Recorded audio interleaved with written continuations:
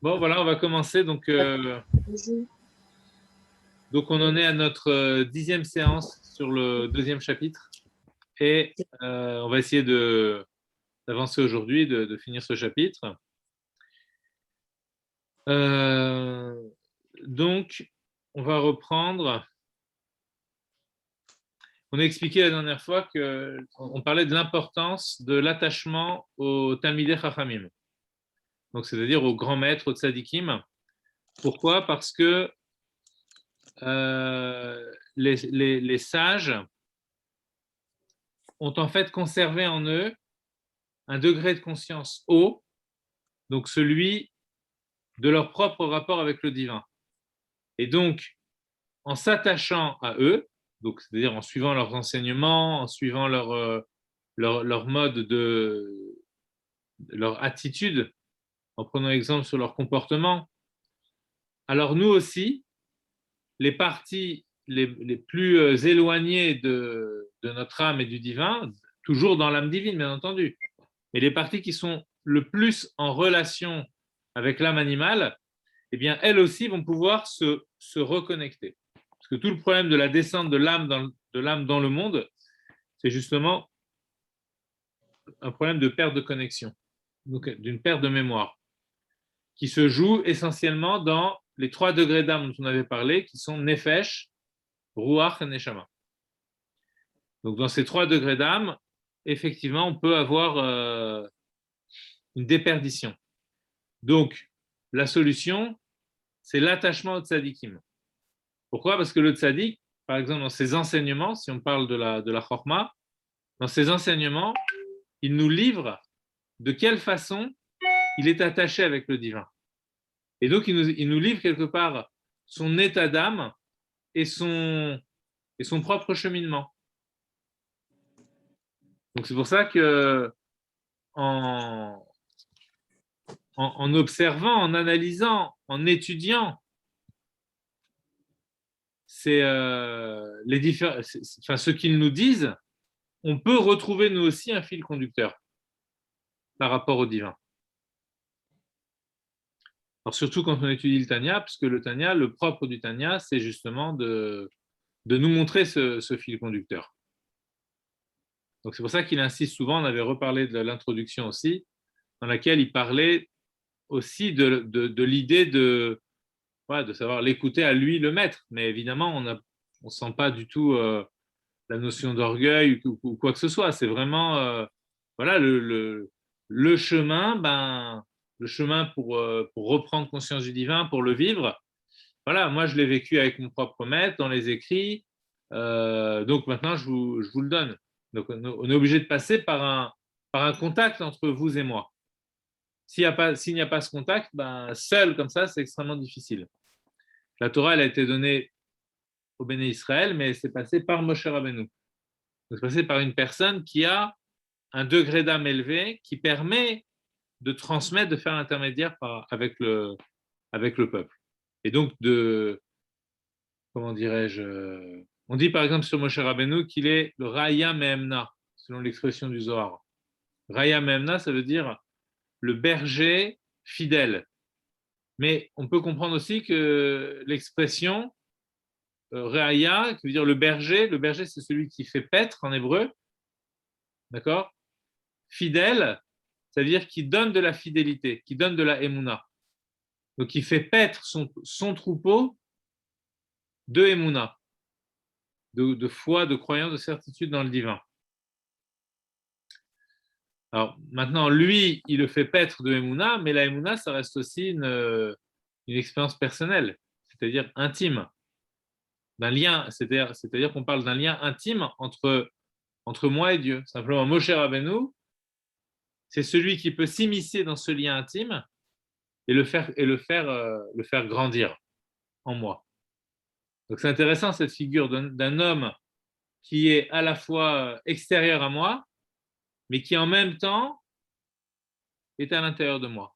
C'est ce qui fera dire au Harizal, au Baal Shem Tov, à propos du Mashiach, que en chacun d'entre nous, il y a une étincelle de Moshe Rabbeinu. Et le Baal Shem Tov dira même, en chacun d'entre nous, il y a une étincelle du Mashiach. Parce qu'effectivement, Moshe Rabbeinu, il incarne l'idée de la relation intime avec le divin, et en chacun d'entre nous, il y a quelque chose de cet ordre-là. Mais comme Moshe, lui, c'est vraiment l'homme par excellence qui incarne cette idée, alors en réalité, il est la projection, pour ainsi dire, grandeur nature, de ce qui se joue déjà au plus profond de moi-même. Et c'est pour ça que parfois, simplement en voyant un tzaddik, ça peut réveiller en nous cette émouna, simplement en le voyant. C'est connu, il y a des gens qui ont fait tchouva juste en voyant le rabbi, sans comprendre rien à ses discours, etc. Simplement en le voyant. Parce que comme je vois quelqu'un qui reflète ce que j'ai au plus profond de moi-même dans ma relation avec le divin, alors du coup, ça l'éveille. Parce que lui, il l'a, mais on va dire en vrai, en grand. Voilà. Il le vit vraiment. Donc du coup, ça suscite en moi cette chose-là qui était endormie. Donc voilà, je reprends le haut de la page, on avait lu, mais bon, rapidement, qui est la deuxième ligne, qui a liédé Dveka Metalmidei Chachamim, par l'attachement au Talmidei Chachamim, aux sages. Shurot Nefesh Ruach Neshama, ces trois dimensions inférieures de l'âme se retrouvent attachées. Shel Ame Haaretz ou Miuchadot Bemautan Arishon Beshorsham Shebechorma Ilaha. Et donc, par le fait que c'est les gens du peuple, donc qui ont des degrés d'âme beaucoup plus bas que ceux des Talmid Chachamim, lorsqu'ils vont s'attacher à ces sages, eh bien, puisque ces sages-là sont liés avec la sagesse divine, la chorma d'Hachem, alors mon effet, je crois qu'on est Neshama, moi qui est un être, on va dire, qui est plus, je veux dire, en interaction avec le monde, et donc qui a perdu la conscience du divin, eh bien, en m'attachant à ce tzaddik-là, je vais me retrouver en connexion avec ma propre source, telle qu'elle est dans l'entendement divin, dans la chorma ilaha. Chez Ouid Barer ve chormato echad, alors, ok, on est attaché à la chorma de Dieu, mais la chorma de Dieu, eh bien, elle est liée elle-même à Hachem lui-même. D'accord? Vehu Amada, Choulé, comme le dit le Rambam, que lui, il est cette science-là, c'est-à-dire il est lui-même cette connaissance. D'accord? C'est-à-dire que si on parle en termes de conscience de soi, comme on avait parlé les autres fois, on va dire que Dieu, il est conscient de lui-même. Ça, c'est la Chorma Ilaha. Et lorsque je m'attache au Talmid Chachamim, à leur Torah, à leurs enseignements, je me retrouve de facto attaché à Hachem tel qu'il est conscient de lui-même. Maintenant, dans la conscience que Dieu a de lui-même, il y a quelque chose de lui-même. Même si, à des niveaux beaucoup plus hauts, on peut séparer la conscience de Dieu lui-même, mais au niveau auquel nous parlons là, on peut dire que lorsque je suis dans la conscience de Dieu, je suis attaché à Dieu lui-même. D'accord? Comme s'il se reflétait dans sa propre conscience. Voilà. On avait vu, il y avait une note, on avait vu auparavant où on voyait que le Rambam, au début du deuxième chapitre, on a vu que selon Maïmonide, selon le Rambam, Hachem est lui-même la connaissance et il est le connaissant. Donc, c'est-à-dire qu'il est l'objet connu et il est la possibilité de connaissance et il est aussi celui qui connaît. Et tout ça, ça forme une seule et même chose. Donc, c'est ce qu'on dit ici. C'est-à-dire que quand on se retrouve lié avec le Mada, avec la science divine, de facto, on est lié avec Dieu lui-même. Nefesh Ruach Neshama Shelahem Miprinat Achorem Shel Nefesh Ruach Neshama Venishmat Talmidei Chachamim. Ah bon, alors là, il pose une question dans cette parenthèse qui est importante. Il dit oui, mais voilà, il existe bien des poshim. Poshim, littéralement, ça veut dire des pécheurs. Pécha en hébreu, c'est péché. Donc des gens qui fautent. et qui dénigre les Talmidei Chachamim, qui même les renie. Alors, comment puis-je puiser une énergie d'un maître alors même que je le nie? Donc, a priori, il y a une impossibilité ici. Donc, il nous dit bien que les gens du peuple puisent des Talmidei Chachamim, mais ces gens du peuple qui dénigrent les Talmidei Chachamim, qui les renient, d'accord? Comment font-ils pour puiser de chez eux? Alors, la notion ici qui est importante à comprendre, c'est que dans tout flux de transmission, d'accord, lorsqu'un maître enseigne quelque chose, et dans toute forme de relation, d'une façon générale, on peut distinguer deux aspects. La pnimiut et la chitzoniut. Alors ici, il le dit en termes de panim et de achor. Donc pnimiut et chitzoniut, ça signifie, je vais traduire, pnimiut, ça signifie l'intériorité, et chitzoniut, l'extériorité. Panim, ça signifie le visage, et achor, ça signifie l'arrière. Or, dans panim, on entend pnim, l'intérieur. Panim, le visage, renvoie à l'intérieur de la personne. Donc, lorsque je suis en bonne relation avec une personne, alors en Kabbalah, on va dire qu'on est panim bepanim, c'est-à-dire qu'on est face à face, visage face au visage. On a les visages on se donne le visage, d'accord? Lorsqu'on est dans une relation difficile, à son extrême, la relation difficile, il s'agit quand même d'une relation. Ce n'est pas qu'il y a rupture, il s'agit quand même d'une relation. Mais cette relation-là, elle va être dénommée par l'expression de achor be'achor, c'est-à-dire dos, achor c'est l'arrière, le dos, achor be'achor, arrière, c'est l'arrière qui fait face à l'arrière, d'accord? Donc c'est l'idée de dos à dos. Donc par exemple, je ne sais pas moi, si dans un couple les deux s'entendent bien, alors on va dire qu'ils sont panim bepanim, ils sont l'un face à l'autre.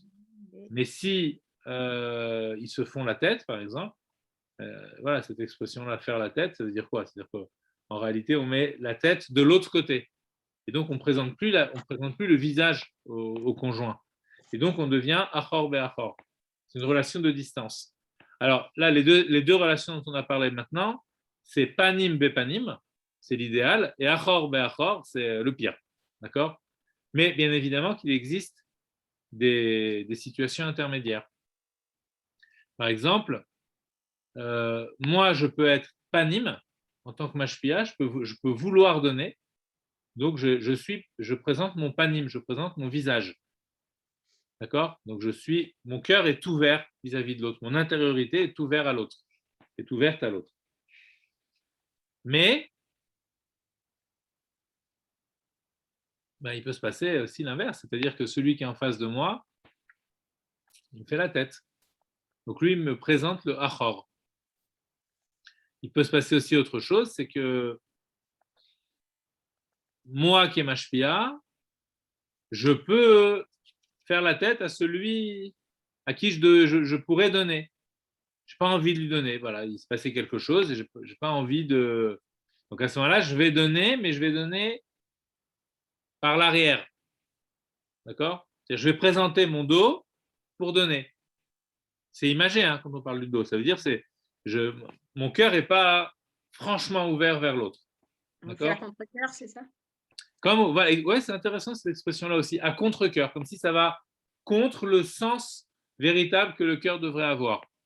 Effectivement, c'est comme si le cœur est retourné vers lui-même, comme c'est l'image du renfrogné. Vous voyez ce que je veux dire? Il est là, hein, il est comme ça, et puis il ne veut pas dire bonjour, donc il est comme s'il était en lui-même, mais ce qu'il présente finalement, c'est le dos. Enfin, même physiquement, ce n'est pas forcément le dos. Quoique, on voit bien dans les relations humaines, par exemple, quand une personne n'a pas envie de nous parler, elle va passer comme ça, elle va faire semblant de ne pas nous voir, on a l'impression que, voilà. Alors que quelqu'un qui va vouloir nous parler, il va nous présenter vraiment le visage. il va être content, il va nous montrer un sourire, il va être affectueux avec nous dans ses propos, etc. Mais quelqu'un qui nous en veut pour une chose ou pour une autre, en réalité, plutôt que de me donner sa relation d'une façon franche et ouverte, ben, ce qu'il va faire, c'est qu'il va un petit peu pivoter, il va même, voilà, vous savez, il y a ce qui s'appelle le langage corporel. Donc, les spécialistes du langage corporel vous le diront, quoi. Bon, on voit bien, quand une personne n'a plus envie de parler, elle commence à se tourner, etc., elle commence à montrer le dos. Donc ça, c'est une relation de achor be'achor. Pourquoi on parle de tout ça? C'est 4 types, ou achor bepanim. C'est 4 types de relations pour dire, ben là, si j'ai une personne qui a dénigré le Talmid Racham, alors finalement, il ne peut plus prendre le panim du Talmid Racham. Il ne peut plus prendre l'intériorité, véritablement. Alors, qu'est-ce qu'il va prendre? Et il pourra prendre que le achor. Donc, le Talmid Chacham, le tzaddik, va lui donner, mais il ne pourra lui donner qu'un résidu de ce qu'il vit au fond de lui-même. Maintenant, ce résidu, parfois, il peut suffire à faire teshuva à quelqu'un. Il y a des connexions.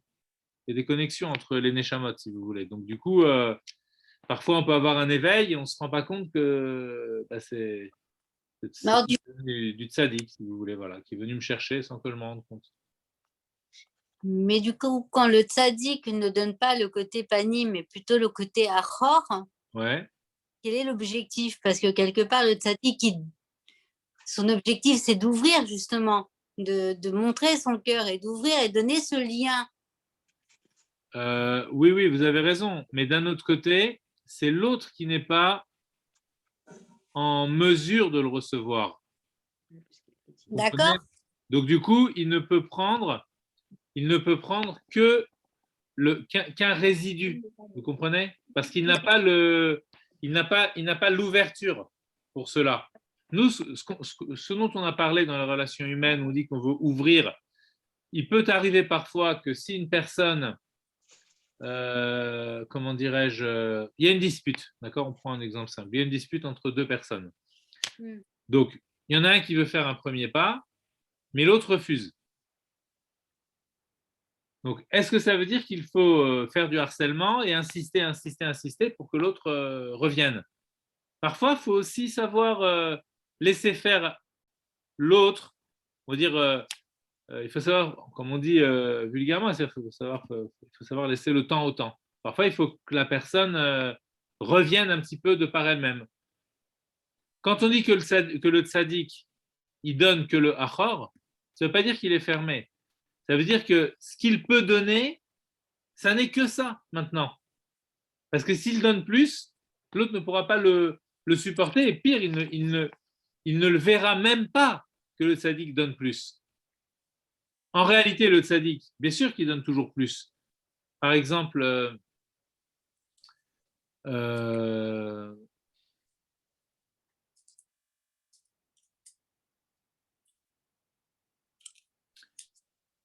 un tzaddik parle, par exemple, voilà, si on prend l'exemple du Admor HaZaken ici, on pourrait prendre l'exemple du Rabbi. Quand il écrit ce livre, il est en train de donner quoi? Le panim ou le achor? Le visage ou l'arrière? Moi, il donne le panim. Comme le panim, il donne tout. Ben oui. D'accord? Mais il sait très bien qu'il y a des gens qui sont dans la relation directe, qui ne sont pas à même de recevoir. Donc, ça veut dire que d'un côté, il va donner que le achor, parce que les gens ne sont pas encore prêts, mais d'un autre côté, dans son livre, il donne tout le panim. C'est jamais une fermeture totale. Même si c'est Talmidei Chachamim, le jour où la personne revient et ne le dénigre plus, mais il va tout donner. D'accord? En fait, c'est plus une situation de fête plutôt c'est davantage une situation de fête qu'une situation volontaire. C'est-à-dire que dans le fait, le tzaddik ne va lui donner qu'un résidu de vie, dans les faits. Un résidu de vie, c'est-à-dire quoi? Un résidu de conscience du divin. Il ne peut pas lui donner, lui, toute sa conscience du divin, l'autre ne serait pas à même de la recevoir.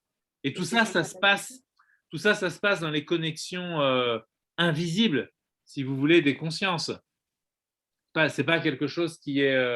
là, quand il dit c'est achor, ce n'est pas que le pochéa, le fauteur, va voir le Talmid Chacham et lui dit donne-moi, et l'autre il dit non, je te donne que l'arrière. Non, tout ça, on a dit qu'il y a des connexions entre les comment dirais-je, entre les Neshamot.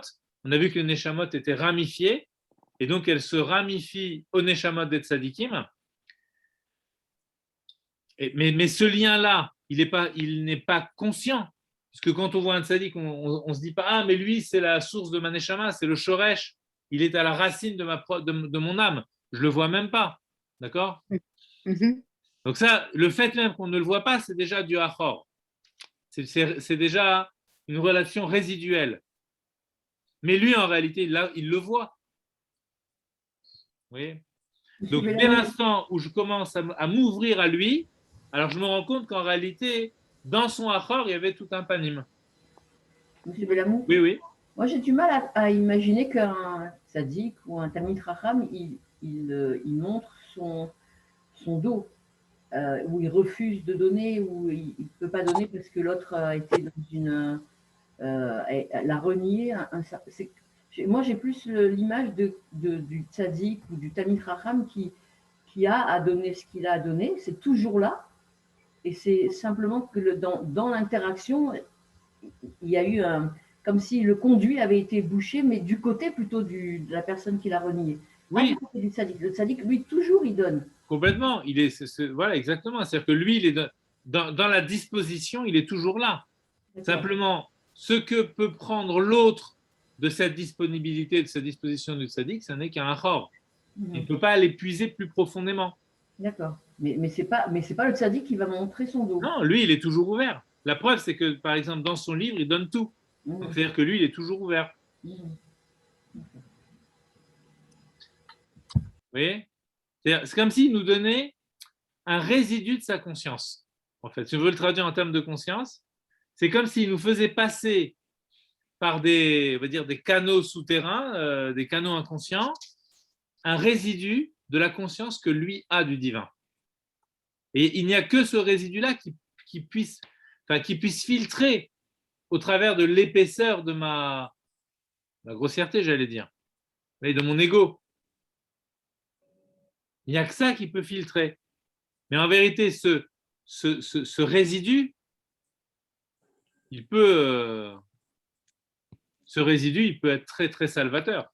Parce que celui qui se met à écouter, à entendre qu'il y a une petite voix qui parle au fond de lui-même, à ce moment-là, il peut s'élever à ce moment-là et retrouver le fil conducteur et dire « Ah, oh là là, mais finalement, voilà, ça venait du tzaddik. » D'accord? Alors, Uma shekatuv bezoar ou bezoar chadash, shaikar talouy, sheikadesh atzmo beshat tashmish, davka, ma shenken bene ame haaretz, chule, ainu mishum she'en lecha nefesh ruach unshama, she'en la levush minefesh be'atzmut aviv ve'imo, vechol hamitzvot she'ose, akol al yedei oto halevush chule. ואפילו השפע שנותנים לו מן השמיים, הכל על ידי לבוש זה. ואם יקדש את עצמו, ימשיך לבוש קדוש, לנשמת בנו, ואפילו היא נשמה גדולה. צריכה לקידוש אביו וכו'.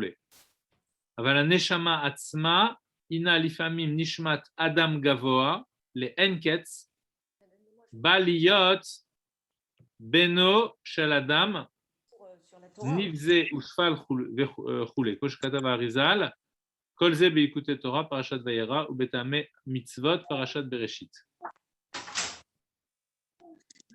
Alors, il est dit que dans le Zohar, une idée qui contredirait un petit peu ce qu'on a vu jusqu'à présent. C'est-à-dire que la grandeur d'âme, parce qu'on a vu que les âmes passaient par des filtres le long des 4 olamot, le long des 4 mondes, pour arriver dans le monde d'en bas. Donc, a priori, c'est quelque chose qui est décidé à l'avance. C'est-à-dire que telle Neshama, elle va s'arrêter, elle va passer par tel palier, donc elle va s'imprégner de tel degré, et ensuite, quand elle va descendre dans le monde, finalement, on va dire que c'est une Neshama d'Atsilut, c'est une Neshama de Bria, etc. Mais le Zohar nous dit, a priori, en première lecture, ce qui semblerait ressortir du texte, c'est que le degré d'âme qui nous est attribué à notre naissance, d'accord, celui avec lequel nous naissons, hein, la dimension préétablie, d'accord, dépendrait d'autre chose. Alors, de quoi ça dépendrait? Ça dépendrait ça dépendrait de l'attitude, de la sanctification des parents au moment de la relation sexuelle.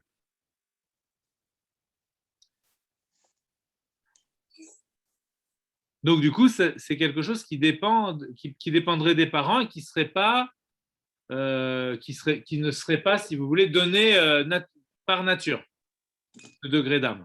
Donc, on essaye de comprendre quel est le rôle, entre guillemets, la part du libre arbitre des parents et la part de Dieu, simplement, dans le type d'âme qu'il nous donne. Parents, ils ont intérêt. Alors, par exemple, il dit, voilà, les Bnei Amé Haaretz, les enfants des Amé Haaretz, comme eux n'ont pas pu, comme les parents n'ont pas eu la sanctification nécessaire, alors à ce moment-là, eux forcément, ce seront leurs âmes seront des âmes plus basses, a priori. Alors dire, en réalité, c'est pas tout à fait comme ça qu'il faut comprendre les choses.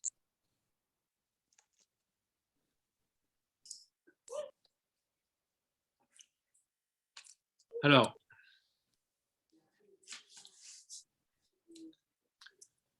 en fait, chaque âme, quand elle arrive au monde,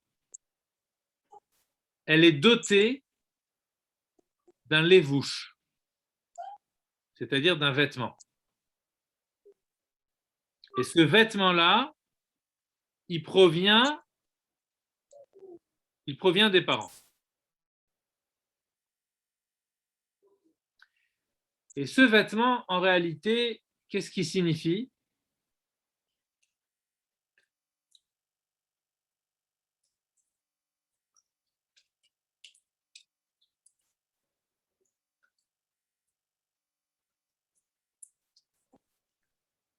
Alors, si on prend pour l'instant, avant d'essayer de penser la chose plus... Voilà, si on prend simplement ce qu'il nous dit ici, il dit par exemple, toutes les mitzvot chez Osé, si je reprends un petit peu dans le texte, toutes les mitzvot que l'on fait dépendent de ce lévouche-là, dépendent de ce vêtement. Et il continue, il dit, et même le shefa, c'est-à-dire le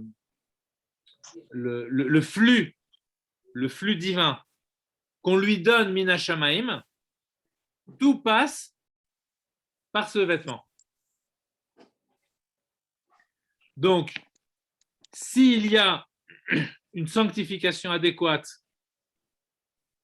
pendant la relation, alors il va amener un vêtement qui va être très raffiné. Mais s'il ne se sanctifie pas, alors le vêtement sera moins raffiné. Mais on va essayer d'expliquer un petit peu ce que ça signifie tout ça. Mais en ce qui concerne l'âme elle-même, donc on a bien distingué, il y a l'âme et le vêtement. Donc en ce qui concerne l'âme elle-même, celle-là, ce n'est pas les parents qui décident ou qui peuvent influencer sur le degré d'âme de leur enfant. On trouve parfois même des âmes très hautes qui se chez des enfants de personnes extrêmement simples, d'accord, de gens qui sont à des niveaux très bas, et pourtant ils mettent au monde, par exemple, un grand tzaddik ou un grand Talmid Chacham. La seule chose qui peut influencer, c'est ce vêtement. Bon, alors, qu'est-ce qui signifie ce vêtement?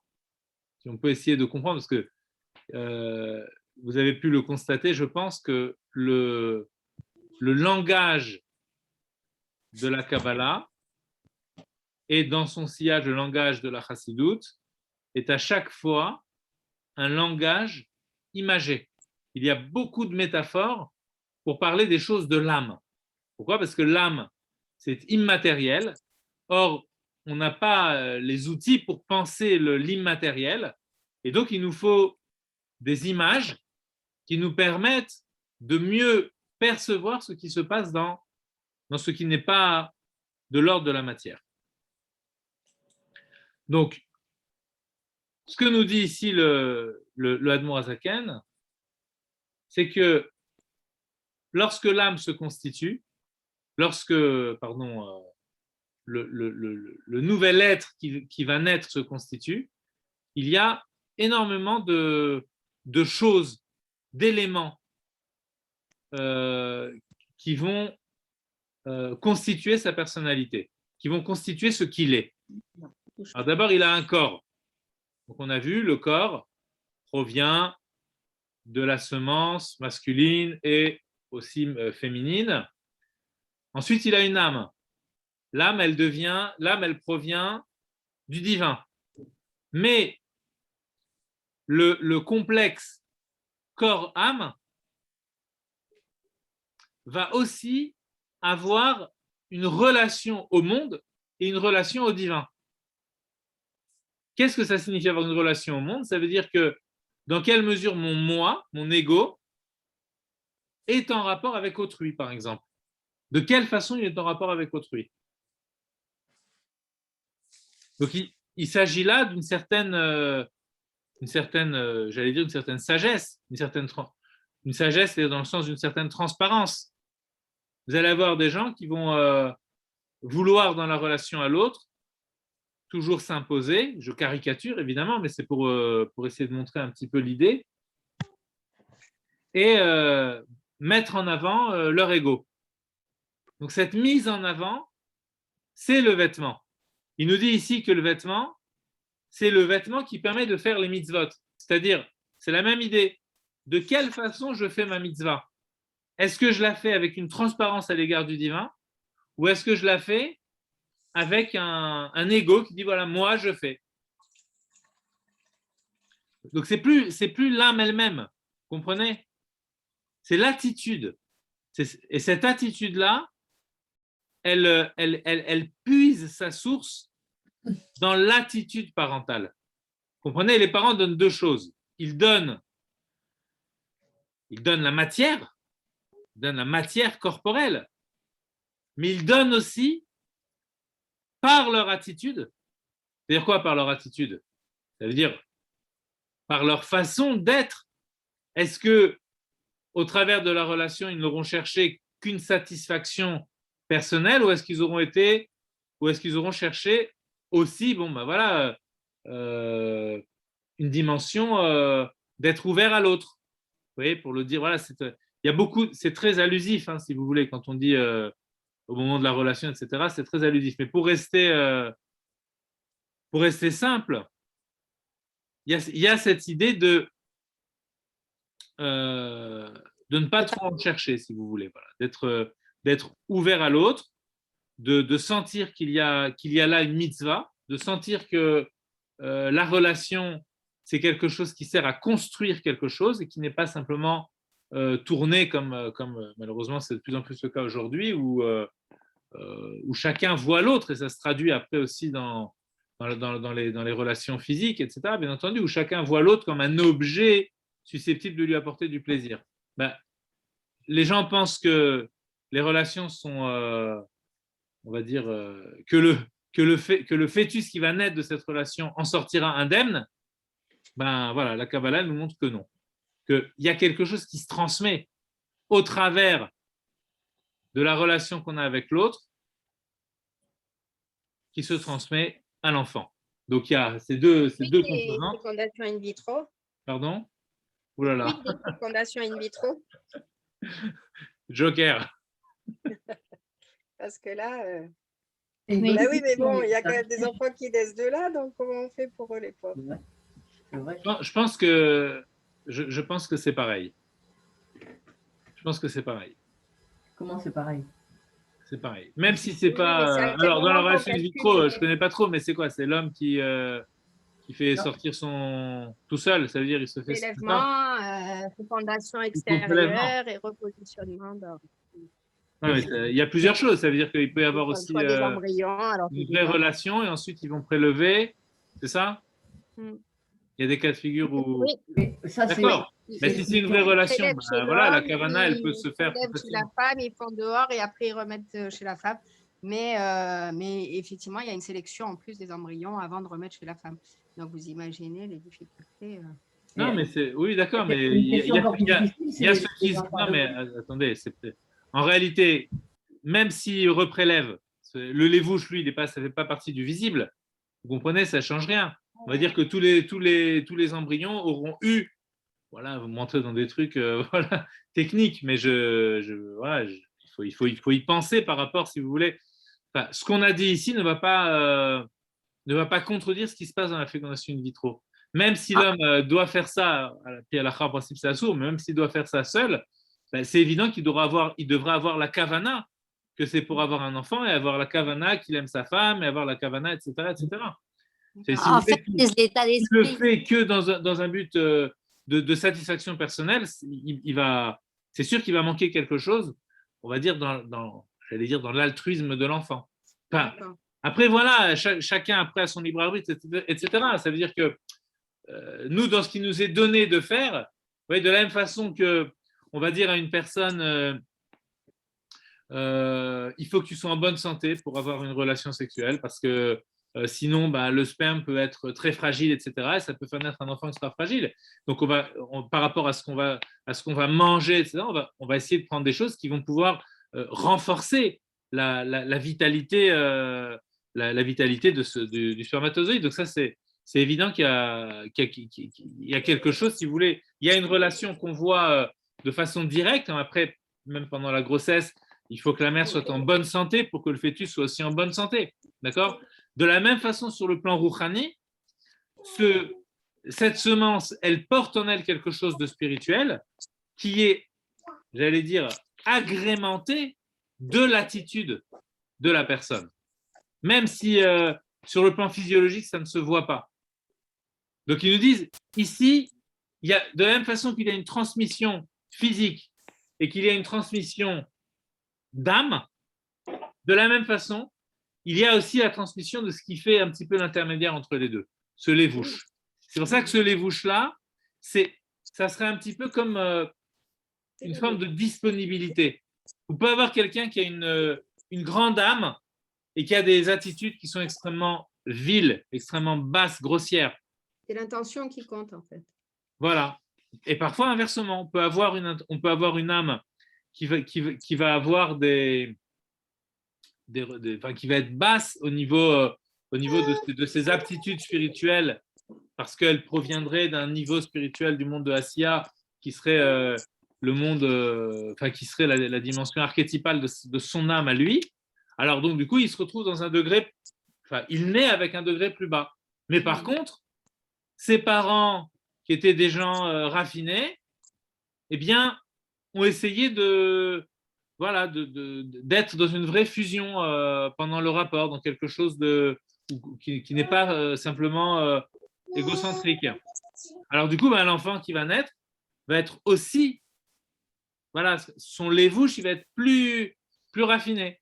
Ça veut dire que il va avoir aussi c'est comme si cette attitude se transmet. Mais il y a quelque chose, ça se voit pas physiquement, mais ça veut dire C'est comme si cette attitude, à ce moment-là, dans ce rapport-là, pas dans celui d'avant, pas dans celui d'après, là, celui qui va donner naissance à cet enfant-là, il y a aussi quelque chose qui se transmet. Vous comprenez? Oui. Et c'est pour ça que la halakha nous dit, il faut faire attention quand un couple est disputé, ils n'ont pas le droit d'avoir de relations ensemble. Assour. Ils doivent d'abord se réconcilier.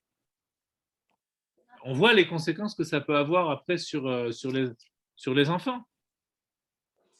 Voilà. Et même après, dans les relations qui se font par la suite, lorsqu'on n'est plus en âge d'avoir des enfants ou quelque chose comme ça, il y a toujours dans cette relation-là, dans la Kabbalah, on dit qu'il y a des malachim qui naissent à chaque relation. Il n'y a jamais une relation qui n'est pas féconde, si vous voulez. Il y a toujours une fécondité dans la relation. D'accord? Et cette fécondité, elle a aussi un impact sur nos propres enfants qui sont déjà là. Ah bon? Ah ben oui, bien sûr. C'est comme s'il y avait quelque chose dans ces retrouvailles, on voit bien que par exemple des enfants qui sentent que leurs parents sont en bonne entente, ça leur fait du bien. Là, je parle simplement sur le plan psychologique. Oui, là, on parle de dimension spirituelle ici. Purement, ouais. Mais même sur le plan psychologique, bien sûr que ça agit aussi. Et le psychologique est aussi lié avec le spirituel. Ouais, c'est une autre façon d'envisager les relations entre hommes et femmes. Il y a une spiritualité de la relation sexuelle aussi. C'est quelque chose de très difficile à penser de prime abord. Dans le judaïsme, on parle aussi de ces choses-là. Voilà. Pourtant, oui, il y a dans la mesure où il y a quelque chose de fusionnel, c'est forcément il y a du divin. Il n'y a pas de fusion si on ne passe pas par le divin. Excusez-moi, juste une petite intervention. Oui. Il y a un livre qui s'appelle Ohel Rachel, qui parle beaucoup de toutes ces notions de spiritualité dans les relations sexuelles. D'accord. Il n'a pas d'auteur, ce livre. Non, anonyme. Il est plus ou moins anonyme. Voilà. En tout cas, c'est un livre qui a été traduit il y a quelques années en français, mais au départ, c'est un livre en hébreu. Je ne sais pas si ça viendrait, par exemple, il y a un livre, on connaît l'auteur, il y a un livre qui s'appelle Reshit Chochma, et dans le livre Reshit Chochma, il y a tout un passage sur le yichud, justement, sur l'union. Je crois qu'il y fait référence dans le Rachel. Le site, il doit certainement le citer. Voilà. Après, par exemple, quand on voit en Kabbalah, on cite souvent les relations sexuelles pour illustrer la relation entre l'esprit et la matière, et voilà, de façon plus générale entre Akadosh Baruch Hu et la Knesset Israël. Alors, ce qui est intéressant, par exemple, c'est que dans la Chassidoute, on délaisse un petit peu la métaphore de la relation sexuelle et on va plus dans la métaphore du maître et de l'élève. Non pas qu'on ne parle plus de la première, il en est souvent question aussi, mais les Rebbeim privilégient la relation, la métaphore du maître et de l'élève. Pourquoi?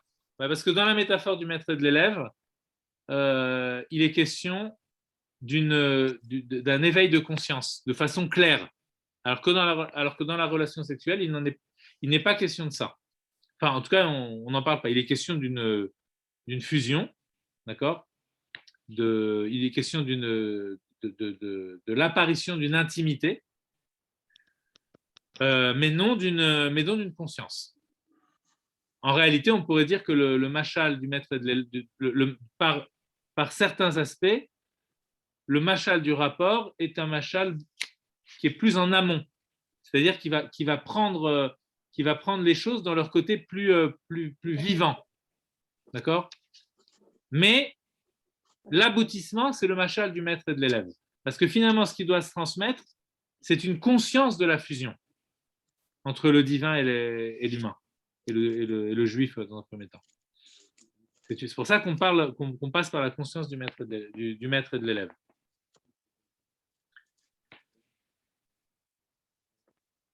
Ben, écoutez, on a fini ce chapitre. Donc, en conclusion, ce qu'on peut dire, c'est qu'on a vu dans ce chapitre que l'âme provenait du divin. Dans son origine première, c'est tout un cheminement. Dans son origine première, elle provient de l'essence même d'Hachem.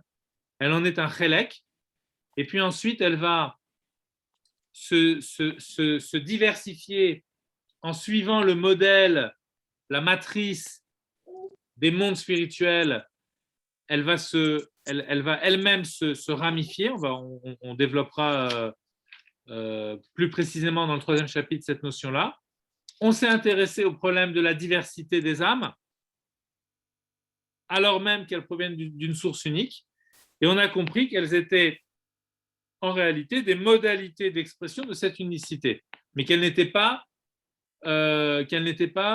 foncièrement dissociées les unes des autres.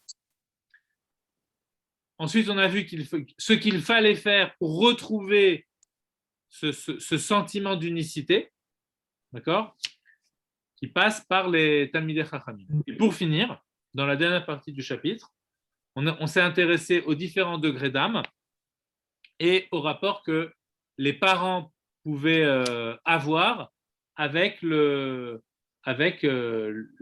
qu'elles font venir au monde. Voilà. Ça résume un petit peu tout ce chapitre. Donc, il faut penser à toutes ces choses-là. Concrètement, il faut essayer de se voir comme rattaché à cet ensemble qui s'appelle le Klal Israël. Il faut parvenir aussi à voir, donc c'est un chapitre assez méditatif, d'accord. Il faut parvenir à voir aussi qu'à l'intérieur de nous, toutes nos forces d'âme sont des ramifications d'une unité fondamentale qui est rattachée à l'unité des Talmidei Chachamim, qui est rattachée à l'unité du divin. D'accord? Donc ça donne une vision très harmonieuse de nous-mêmes et très harmonieuse du monde d'une façon générale. Voilà pour ce chapitre. S'il y a des questions. Pardon? Je dis très harmonieuse si on en a fait Teshuvah avant de faire ses enfants, d'après ce que j'ai compris. Non, c'est pas ça qu'il faut comprendre. Enfin, c'est pas ça que j'ai compris. D'abord parce qu'il n'y a pas de déterminisme, non, dans la Torah, M. Bellamy. Absolument. C'est-à-dire que, en réalité, même, vous savez, pour un exemple un petit peu brutal, mais si je prends une claque, la personne qui m'a mis la claque, elle a eu complètement tort de me mettre la claque. Complètement tort. Elle devrait faire tchouva de m'avoir mis la claque. D'accord? Mais ça n'empêche pas que je la méritais. Vous comprenez? Ça veut dire que finalement, si j'ai reçu cette claque, c'est une erreur de penser que c'est cette personne qui me l'a mise. Si je l'ai reçue, ça veut dire que Mina Shamaim, on me l'a envoyé par le biais de cette personne qui devra faire teshuva, il n'y a aucun problème par rapport à ça. Ce que je veux dire par là, c'est que peu importe les conditions de notre naissance, j'irais même plus loin que ça, même celui qui naît par exemple mamzer. Peu importe les conditions de notre naissance, elles sont toujours providentielles. Et c'est à partir de là qu'on peut avancer. Vous voyez, voilà, je nais dans cette situation-là, avec des parents qui ont eu tel marchavot et avec telle pensée, telle kavana. Ok, très bien. Mais ok, alors je vais quoi? Je vais en vouloir à mes parents parce qu'aujourd'hui je me sens plus grossier ou quelque chose comme ça. Vous voyez, on arrive à des conflits transgénérationnels qui sont sans sens, absolument sans sens. La personne qui se serait fait, par exemple, battre par ses parents, qui aurait eu des violences très fortes par rapport à ses parents, elle va faire quoi de sa vie? Elle ne peut plus se construire. Elle doit aller puiser encore plus profondément pour se construire de façon encore plus solide. Vous voyez, il n'y a jamais de situation perdue. Irréversible. Voilà, complètement irréversible. Dans la situation dans laquelle nous naissons, c'est celle qui a été voulue pour nous. Et c'est à partir d'elle que je vais m'épanouir, me développer, que je vais moi arranger cette situation. Parce qu'il n'y a personne d'autre que moi sur Terre depuis la création du monde qui est né dans les conditions dans lesquelles moi je suis né. C'est un moi général, vous l'aurez compris. D'accord? Chaque personne se dit ça. C'est pour ça que chacun se sent exceptionnel en réalité. Ben oui, parce que chacun l'est. Non. Chacun l'est. Exceptionnel dans le sens où chacun vit dans des conditions particulières qui sont les siennes. Donc il n'y a pas de remords, si vous voulez, outre mesure à avoir par rapport à ses propres conditions de naissance. Comme il y a une expression horrible au 19e siècle qui était « il est bien né ». Vous imaginez un petit peu ce que ça voulait dire pour parler de la noblesse, etc. Quelqu'un de bien né, c'est dégoûtant cette expression-là. C'est peut-être pour ça qu'on dit que le Baal Teshuvah se situe plus haut que le tzaddik, ou que le tzaddik voudrait être à la place du Baal Teshuvah. Oui, il est plus haut. Mais là où le tzaddik, où le Baal Teshuvah se tient, le tzaddik ne peut se tenir.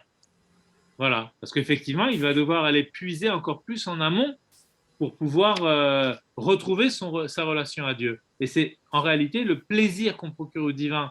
Dans ce sens-là, il est beaucoup plus fort. C'est aussi pour ça que le tzaddik peut être jaloux du Baal Teshuvah. Parce qu'il voit bien que Baal Teshuvah procure un plaisir inespéré. Il touche le divin à un degré inespéré. Donc ça procure un plaisir infini dans le divin. Et de la même façon, je finis l'idée, il n'y a pas de regret à avoir par rapport à ce qui s'est passé. Comme dit, on aurait dû faire Teshuvah avant d'avoir des enfants. Non. La Teshuvah, elle intervient toujours au bon moment. Voilà. Et mes enfants, ils sont comme ils sont et il faut respecter leur cheminement aussi, leur propre cheminement de vie. De la même façon que moi, j'ai le mien, que moi, j'ai eu mon déclic à un moment, mes enfants aussi auront leur déclic à un moment. Si ce n'est pas eux, ce seront leurs petits-enfants. Amen. On doit donner le maximum pour. On doit montrer que la Teshuvah, ça nous épanouit, ça nous apporte énormément.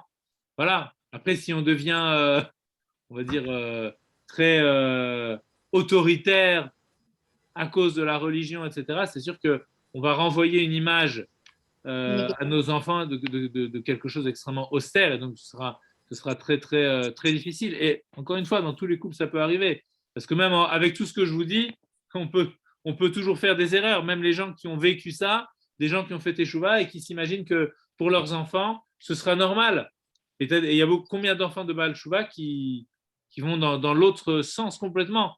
Parce que justement, les parents n'ont pas réussi à faire vivre à leurs enfants l'expérience qu'eux ont eue. Et au contraire, ils les auront même parfois dégoûtés. À force de leur dire ça, t'es assourd, ça, t'as pas le droit, ça, t'as pas le droit. Ok, sans jamais expliquer, sans jamais donner de sens à ce qu'ils font. Donc les enfants se retrouvent, ils ont l'impression d'être esclaves d'un système. Et donc ils veulent fuir. Ils ne se rendent pas compte qu'en allant à l'extérieur, ils vont être esclaves d'un système encore beaucoup plus autoritaire, mais de façon masquée. Voilà, sans le montrer. Donc, il faut continuer à avancer, voilà, avec dignité, avec activité. Est-ce que la semaine prochaine, on peut faire, je demande si tout le monde est d'accord, hein, on peut faire un cours sur Shavuot ou pas éventuellement. Oui, puisqu'on est ce sera la veille de Shavuot, à la croisée des chemins. Oui, disons ça comme ça. Je m'excuse pour la semaine prochaine et la semaine d'après. Les réunions au rectorat, je ne pourrai pas être présente, mais je regarderai les replays. La semaine d'après, ça sera Shavuot. Shavuot. Ouais, ah oui, donc ce sera... ouais. La semaine, dans 2 semaines, c'est Shavuot.